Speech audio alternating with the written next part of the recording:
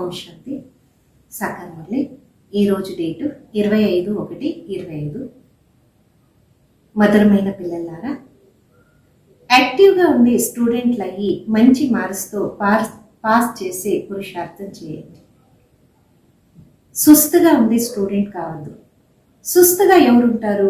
ఎవరు మొత్తం రోజంతా కూడా మిత్ర సంబంధీల్ని గుర్తు చేసుకుంటూ ఉంటారు. ఈరోజు ప్రశ్న, సంగమ యుగంలో అందరికీనా అదృష్టవంతులు అంట ఎవరు చెప్తారు? జవాబు, ఎవరు వాళ్ళొక్క తను మన ధనం ద్వారా అన్ని సఫలం చేసుకుంటారు మరియు చేపిస్తారు వాళ్ళే అదృష్టవంతులు. కొందరైతే చాలా కంజూస్గా ఉంటారు, అనుకుంటాము అదృష్టంలా లేదు అంటారు. అర్థం కాదు, వినాశనం ముందు నిలుచుకోనుంది, ఏమైనా చేస్తాం. అదృష్టవంత పిల్లలు అనుకుంటారు బాబా కూడా సాన్నిధ్యంలో వచ్చినారు, మనము మనందరిది కూడా సఫలం చేసుకోవాలి. ధైర్యంతో అందరూ ఒక భాగ్యాన్ని తయారు చేసేకి నిమిత్తం కావాలి. ఈరోజు పాట, అదృష్టాన్ని వెలిగించుకొని వచ్చినాను. ఓం శాంతి. ఇక్కడైతే పిల్లలు అదృష్టాన్ని తయారు చేసుకుంటున్నారు. గీతల కృష్ణన్ ఒక పేరు వేసేస్తున్నారు మరియు అంటారు, భగవంతున మహావాక్యము, నేను మీకు రాజయోగాన్ని నేర్పిస్తాను. ఇప్పుడు కృష్ణ భగవాన్ వాచ్ అయితే కాదు కదా, శ్రీకృష్ణుడు మీ ఒక లక్ష్యమైంది. మరియు శివ భగవాన్ వాచ్, మిమ్మల్ని నేను రాజులకి కూడా రాజులుగా తయారు చేస్తాను. ముందు నేను రాజకుమారుడుగా అవుతాను. బాకీ కృష్ణుని ఒక మహావాక్యం భగవాన్ వాచ్ అనేది లేదు. కృష్ణుడు మీ పిల్లల ఒక లక్ష్యమైంది. ఇది పాఠశాల కదా, భగవంతుడే వచ్చి చదువుపిస్తున్నారు. మీరందరూ కూడా రాజకుమార రాజకుమారి లైతారు. బాబా అంటారు, ఎన్నో జన్మాల ఒక అంతింలో నేను మీకు జ్ఞానాన్ని వినిపిస్తాను, మళ్ళా వీళ్ళే శ్రీకృష్ణులైతారు. ఈ పాఠశాలల టీచర్ శివబాబా, కృష్ణుడు కాదు. శివబాబాని దైవీ ధర్మాన్ని స్థాపన చేస్తారు. ఇప్పుడు పిల్లలకి తెలుసు, నేను వచ్చినాను అదృష్టాన్ని తయారు చేసి. ఆత్మకి తెలుసు, మన పరంపిత పరమాత్మ ఇప్పుడు అదృష్టాన్ని తయారు చేస్తూ ఉన్నారు. ఇదైంది రాజకుమారి అయ్యి అదృష్టం, రాజయోగం కదా. శివబాబా ద్వారా మొట్టమొదలు స్వర్గం ఒక 2 ఆకులు రాధాకృష్ణులు బయటకు వస్తారు. ఈ చిత్రాలు ఏం తయారు చేసినానో ఇది కరెక్ట్గా ఉంది, చెప్పేదాన్ని కూడా చాలా మంచిగా ఉంది. గీతల జ్ఞానం ఒక అదృష్టము చెప్తున్నారు. అదృష్టాన్ని మనము వెలిగించుకుంటున్నాము, కొంతమంది దాన్ని విడిపోయేలాగా చేసుకుంటారు. ఎన్నో జన్మాలు ఒక అంత్యంలో ఏకదం తమో ప్రధానంగా భిక్ష వాళ్ళగా అయిపోయినాం. ఇప్పుడు రాజకుమారిగా కావాలి. ముందు ఖచ్చితంగా రాధాకృష్ణులే అవుతారు, తర్వాత వాళ్ళ రాజ్యదాని కూడా జరుగుతుంది. ఒక్కరు కాదు కదా, స్వయంవర తర్వాత రాధాకృష్ణులే మళ్ళా లక్ష్మీనారాయణులు అవుతారు. నర నుండి రాజకుమారుడు, మాట అయితే ఒకటే కదా. ఇప్పుడు పిల్లలకి తెలుసు, ఈ లక్ష్మీనారాయణలో స్వర్గానికి మాలికలుగా ఉండేవాడు. ఖచ్చితంగా స్వర్గం ఒక స్థాపన సంగమ యుగంలోనే జరుగుతుంది. సంగమ యుగానికి పురుషోత్తమ యుగం అంటారు. ఆది సనాతన దేవి దేవత ధర్మ స్థాపన జరుగుతుంది. బాకీ అన్ని ధర్మాలు ఒక వినాశనము అవుతుంది. సత్యయుగంలో ఖచ్చితంగా ఒకే ధర్మం ఉండేది. చరిత్ర కూడా పునరావర్తన అవుతుంది కదా. మళ్ళా స్వర్గ స్థాపన అవుతుంది. అక్కడ లక్ష్మీనారాయణ ఒక రాజ్యం ఉండేది, దాన్ని పరిస్థాన్ అనేవాడు. ఇప్పుడైతే శ్మశానం కదా. అందరూ కామచితా పైన కూర్చొని భస్మమైనారు. సత్యుగంలో మీరు మహల్ని తయారు చేస్తారు, అలా కాదు, కింద ఇంకా బంగారు ద్వారక మరియు లంక బయటకు వస్తుంది. ద్వారక అయితే ఉంటుంది కానీ లంక అయితే ఉండదు. గోల్డెన్ ఏజ్ అంటారు రామరాజ్యానికి. సత్యమైన బంగారు ఉండేది, ఇప్పుడు అన్ని లూటీ చేసుకొని వెళ్ళినారు కదా. మీరు అర్థం చేసుకుంటారు, మన భారతము ఎంత ధనవంతులుగా ఉండేది, ఇప్పుడు నిరుపేదలుగా అయింది. నిరుపేదలు అనే అక్షరము చెడ్డ మాట ఏం కాదు. మీకు చెప్తున్నారు, సత్యుగంలా ఒకే ధర్మం ఉండేది, అక్కడ వేరే ధర్మాలే ఉండేది కాదు. కొంతమంది అంటారు, అది ఎలాగయ్యే సాధ్యము, మళ్ళా దేవతలు ఉంటారా?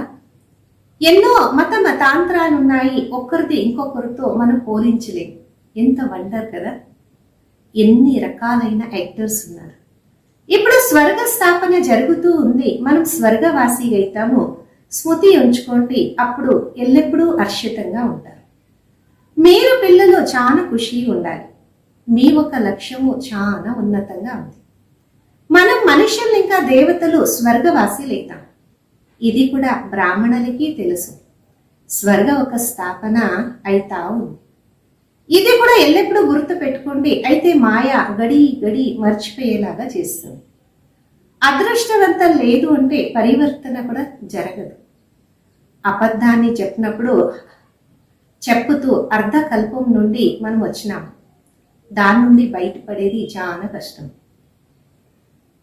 అబద్ధాన్ని ఒక ఖజానా అని అనుకుంటారు, వదలరు.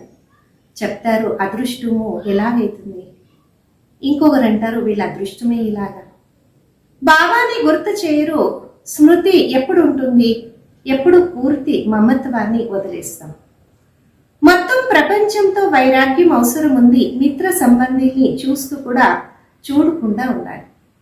తెలుసు కదా, వీళ్ళందరూ కూడా నరకవాసి, ఇది శ్మశానం, అన్ని సమాప్తి కావాల్సింది.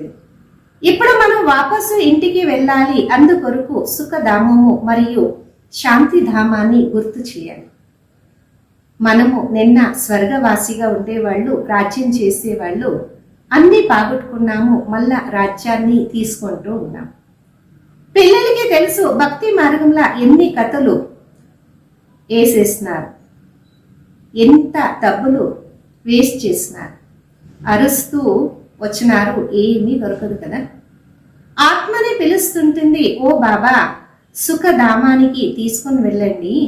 ఇప్పుడైతే అందరూ దుఃఖంలా ఉన్నారు, అందుకే గుర్తు చేసుకుంటూ ఉంటారు. మీరు చూస్తుంటారు. ఇప్పుడు ఈ పాత ప్రపంచం సమాప్తి కావాలి. అంతిమ జన్మమైంది, దీంట్లో మొత్తం జ్ఞానం దొరికింది కదా. జ్ఞానము ధారణ కూడా చేయాలి. అర్థక్వేక్ అన్ని కూడా అచానక్ అయితూ ఉంటుంది. హిందుస్థాన్ పాకిస్తాన్ పార్టీషన్లో ఎంతమంది ఎన్ని గొడవలు అయినాయి కదా. పిల్లలు ఆరంభం ఇంకా అంతిమ వరకు అన్నీ తెలుసుకున్నారు.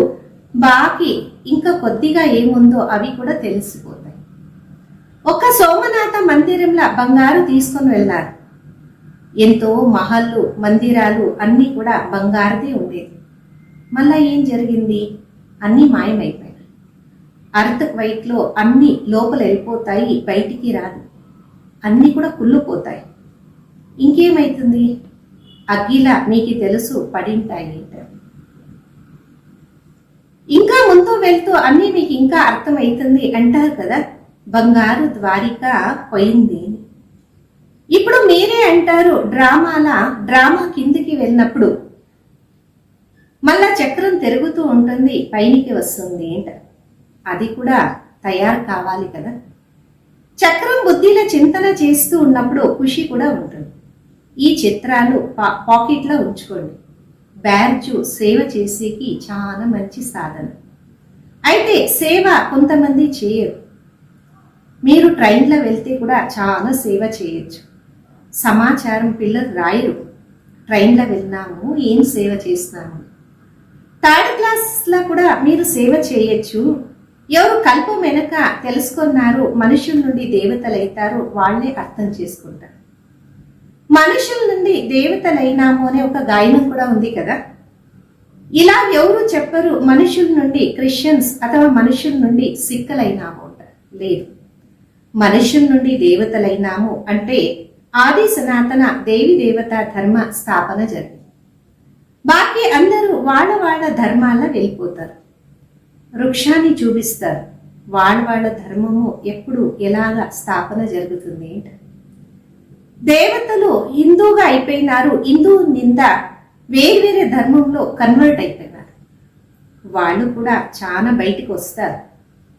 వాళ్ళొక శ్రేష్ఠ ధర్మ కర్మాన్ని వదిలేసి ఇంకొక ధర్మానికి వెళ్ళినారు కదా, మళ్ళా బయటికి రావాల్సిందే. లాస్ట్లో కొద్దిగా అర్థం చేసుకుంటారు, మళ్ళా ప్రజల్లా వెళ్ళిపోతారు. దేవి దేవత ధర్మంలో చాలా తక్కువ మంది వస్తారు. అందరూ వాళ్ళ సెక్షన్లా వెళ్తారు కదా. మీ బుద్ధిలో ఈ అన్ని విషయాలుంది, ప్రపంచంలో ఏమేం జరుగుతుంది అంట. దవస ధాన్యాల కోసము ఎన్ని ప్రబంధం చేస్తారు, పెద్ద పెద్ద మిషన్స్ వేస్తారు, ఏమీ జరగదు. సృష్టి తమో ప్రధానమైతే కావాల్సినది మెట్లు కింద దిగాల్సినది. డ్రామాలో ఏమంతా ఫిక్స్ ఉంది, అవన్నీ జరగాల్సినది. మళ్ళా కొత్త ప్రపంచ స్థాపన కూడా కావాలి. సైన్స్ ఏమి ఇప్పుడు నేర్చుకుంటున్నారో కొన్ని సంవత్సరాల చాలా హుషారైపోతారు. దాని నుండి అక్కడ మంచి మంచి వస్తువుల్ని తయారు చేస్తారు. ఈ సైన్స్ సుఖాన్ని కూడా ఇస్తుంది. ఇక్కడ సుఖం తక్కువ ఉంది, దుఃఖం ఎక్కువ ఉంది. ఈ సైన్స్ బయటకు వచ్చేకి ఎన్ని సంవత్సరాలు పట్టింది. ఇంకా మొదలైతే ఈ లైట్ కానీ గ్యాస్ ఏమీ ఉండేది కాదు. ఇప్పుడు చూడండి ఏమేమో తయారు చేస్తున్నారు కదా. ఇలాగే నేర్చుకుంటూ వెళ్తారు, తొందరగా పనులు కూడా చేస్తూ వెళ్తారు. ఇక్కడ కూడా చూడండి ఇల్లు ఎంత మంచిగా తయారు చేస్తారు, అన్నీ రెడీగా దొరుకుతాయి. ఎన్ని పెద్ద పెద్ద అంతస్తులు ఉంటాయి కదా, అక్కడ ఇవన్నీ ఉండదు. అక్కడైతే అందరికీ వాళ్ళ ఒక జమీన్ ఉంటుంది. ట్యాక్స్ అక్కడ ఉండదు. అక్కడ అనంతమైన ధనం ఉంటుంది. జమీన్ కూడా ఎంత కావాలనో అంత ఉంటుంది.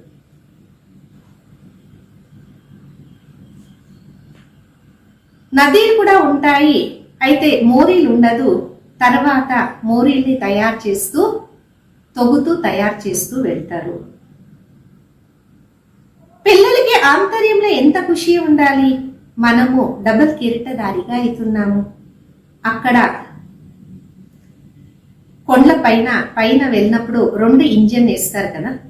పిల్లలకు కూడా ఇప్పుడు 2 ఇంజన్ దొరికింది. పిల్లలు ఒక వేలు అనే సహయోగాన్ని ఇస్తారు. మీరైతే ఎంత తక్కువ ఉన్నారు. మీ ఒక మహిమ కూడా గాయనం ఉంది. మీకు తెలుసు, మనము భగవంతునికి సేవకులు. శ్రీమత అనుసారంగా సేవ చేస్తున్నాము. బాబాకి సహయోగం ఇస్తున్నాము. ఒక్క ధర్మ స్థాపన అనేక ధర్మాలొక వినాశనం జరుగుతుంది. ఇంకా ముందు వెళ్తూ చూస్తారు, ఎన్నో గొడవలు పెరుగుతూ వెళ్తారు. ఇప్పుడు కూడా భయపడుతుంటారు, ఎక్కడైనా బాంబ్స్ వేసేస్తారేమో. కొద్దిగా అగ్గి పడితే అది వెలుగుతూ వెళ్తుంది. గడి ఒకరికొకరు కొట్లాడుతూ ఉంటారు. పిల్లలు తెలుసు, పాత ప్రపంచం అయితే సమాప్తి కావాల్సినది. మళ్ళా మనము మన ఇంటికి వెళ్ళాలి కదా. ఇప్పుడు 84 చక్రాలు కూడా పూర్తి అయింది. అందరూ తోడై వెళ్ళిపోతాం. మీలా కూడా చాలా తక్కువ మందికి తెలుసు, గడి స్మృతి చేయాలి. డ్రామా అనుసారంగా హుషారుగా ఉండేవాళ్ళు, సుస్తుగా ఉండేవాళ్ళు 2 రకాలైన స్టూడెంట్స్గా ఉంటారు. ఎవరు హుషారుగా ఉంటారో ఆ స్టూడెంట్స్ మంచిగా మార్క్స్ తీసుకొని పాస్ అవుతారు. ఇంకా సుస్తుగా ఉండేవాళ్ళు ప్రతిరోజు కొట్లాడుతూ దెబ్బలాడుతూ ఉంటారు. బాబాని గుర్తు చేయరు. మొత్తం రోజంతా మిత్ర సంబంధుల్ని చాలా గుర్తు చేస్తుంటారు. ఇక్కడైతే అన్ని మర్చిపోవాలి. నేను ఆత్మ, శరీరం అనే బొమ్మ వేసుకున్నాను. మనము కర్మాతీత స్థితిని పొందాలి. ఇది ఒక బొమ్మ అయింది. బాకీ చింత కర్మాతీత స్థితిని తయారు చేసుకోవాలి. ఈ శరీరం అయితే సమాప్తి అవుతుంది. మనము శ్యామ నుండి సుందరంగా అవుతాం. శ్రమ అయితే చేయాలి కదా. ప్రదర్శనిలా కూడా చూడండి ఎంత శ్రమ చేస్తుంటారు. భూపాల్ మహేంద్రబాయి ఎంత ధైర్యాన్ని చూపించినారు. ఒకరే ఎంత శ్రమ చేసి ప్రదర్శనలు చేస్తుంటారు. శ్రమ చేస్తే ఫలం కూడా దొరుకుతుంది కదా. ఒకరే ఎంత కమాల్ చేస్తున్నారు, ఎంతో మంది కళ్యాణాన్ని చేస్తున్నారు. మిత్ర సంబంధీలు ఒక సహయోగాన్ని తీసుకున్నారు. కమాల్ కదా. మిత్ర సంబంధీలు కూడా చెప్పినారు, డబ్బులు ఈ కార్యంలో పెట్టండి, దాన్ని పెట్టుకొని ఏం చేస్తారు, సెంటర్స్ ఓపెన్ చేసి ధైర్యాన్ని చూపించినారు. ఎంతో మంది భాగ్యాన్ని చేస్తున్నారు. ఇలాగా 5-7 జనము వస్తే ఎంతో సేవ జరుగుతుంది. కొంతమంది చాలా కంజూస్గా ఉంటారు. అనుకుంటాము వాళ్ళ అదృష్టంలో లేదు అంటారు. అర్థమే చేసుకోరు. వినాశనం ముందుంది, ఏమైనా చెయ్యాలి. మనుషులు దానం చేస్తారు ఈశ్వరుడు కొరకు, అయితే ఏమీ దొరకదు కదా. ఈశ్వరుడైతే ఇప్పుడే వస్తారు స్వర్గ రాజ్యాన్ని ఇచ్చేదాన్ని. దాన పుణ్యం చేస్తే ఏమి దొరకదు. సంగమ యుగంలా ఎవరు వాళ్ళ తను మన ధనాన్ని సఫలం చేపిస్తారు వాళ్ళే అదృష్టవంతులు. అయితే అదృష్టంలా లేదు అంటే అర్థం చేసుకోరు కదా. మీకే తెలుసు, మనము బ్రాహ్మణులు, బయట వాళ్ళు కూడా బ్రాహ్మణులు. మనము ప్రజాపిత బ్రహ్మ కుమారీలు, అక్కడ కూడా ఎంతో మంది బ్రాహ్మణులు ఉన్నారు. వాళ్ళు దైహిక బ్రాహ్మణులు, మనము ముఖ వంశావళి. శివ జయంతి సంగమ యుగంలోనే జరుగుతుంది. అప్పుడు స్వర్గాన్ని తయారు చేసేకి బాబా మంత్రాన్ని ఇస్తున్నారు, మన్మనాభం. నన్ను గుర్తు చేసుకోండి, అప్పుడు మీరు పవిత్రంగా అయ్యి పవిత్ర ప్రపంచానికి మాలికలైతారు. ఇటువంటి యుక్తిగా పాంప్లెట్స్ ని ప్రింట్ చేయాలి. ప్రపంచంలో చనిపోయే వాళ్ళు ఎంతో మంది ఉన్నారు. ఇక్కడ కూడా ఎంతో మంది చనిపోతే అక్కడ మీరు వెళ్ళి పాంప్లెట్ పంచొచ్చు. బాబా ఎప్పుడొస్తారో అప్పుడు ఈ పాత ప్రపంచం ఒక వినాశనం కూడా జరుగుతుంది. దీని తర్వాత స్వర్గం ఒక ద్వారం కూడా తెరుచుకుంటుంది.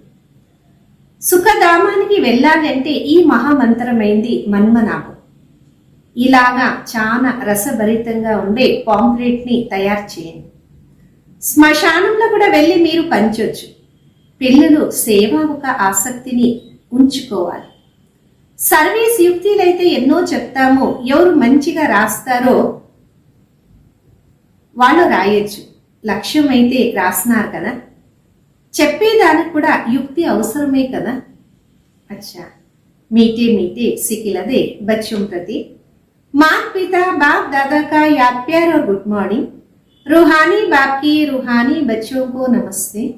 हम रूहानी बच्चों की रूहानी माता पिता बाप दादा को याद प्यार गुड मॉर्निंग और नमस्ते। ఈ రోజు ధారణ కొరకు ముందు కర్మాతీత స్థితిని ప్రాప్తి చేసుకునే కొరకు ఈ శరీరం అనే బొమ్మని మర్చిపోండి. ఒక్క బాబా తప్ప మిత్ర సంబంధీల్ని గుర్తు చేసుకోవద్దు. ఈ ఒక శ్రమ చేయాలి. రెండోది, శ్రీమత అనుసారంగా భగవంతునికి సేవకులుగా ఉండాలి. తను మన ధనము అన్ని సఫలం చేసి ఉన్నతమైన అదృష్టాన్ని తయారు చేసుకోవాలి.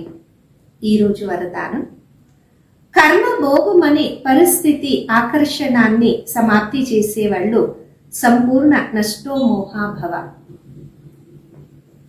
ఇప్పటి వరకు ప్రకృతి ద్వారా తయారైన స్థితిల్ని తన వైపు ఆకర్షణ చేసేది.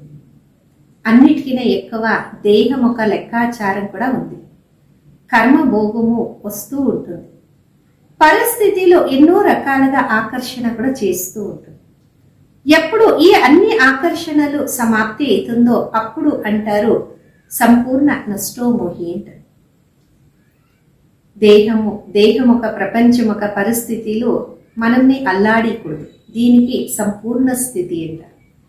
ఎప్పుడు ఇటువంటి స్టేజ్కి మనం చేరుకుంటామో అప్పుడు సెకండ్లో మనము మాస్టర్ సర్వశక్తివంతుడనే స్వరూపాన్ని సహజంగా చేసుకోవచ్చు. స్లోగను, పవిత్రత అనే వ్రతం అన్నిటికీనా శ్రేష్టమైన సత్యనారాయణ ఒక వ్రతమైంది. దీంట్లోని అతీంద్రియ సుఖము ఇమిడి ఉంది. మీ శక్తిశాలి మనసా ద్వారా సకాశాన్నిచ్చే సేవ చేయండి. మనసా సేవ అనంతమైన సేవ. ఎంత మనము మనసు ద్వారా వాచా ద్వారా స్వయం శాంపుల్గా అవుతామో ఈ శాంపుల్ని చూసి స్వతः ఆకర్షితులైతారు. స్థూలమైన కార్యం చేస్తూ ఉంటే కూడా మనసు ద్వారా వైబ్రేషన్ని వ్యాపించి సేవ చేయండి. ఎలాగా ఎవరైనా బిజినెస్ మ్యాన్ స్వప్నంలో కూడా తన బిజినెస్ ని చూస్తుంటారు. అలాగే మీ ఒక పని అయింది విశ్వ కళ్యాణాన్ని చేసేది. ఇదే మీ ఒక కర్తవ్యం. ఈ ఒక కర్తవ్యాన్ని స్మృతిలో ఉంచుకొని సదా సేవల బిజీగా ఉండండి. అంశం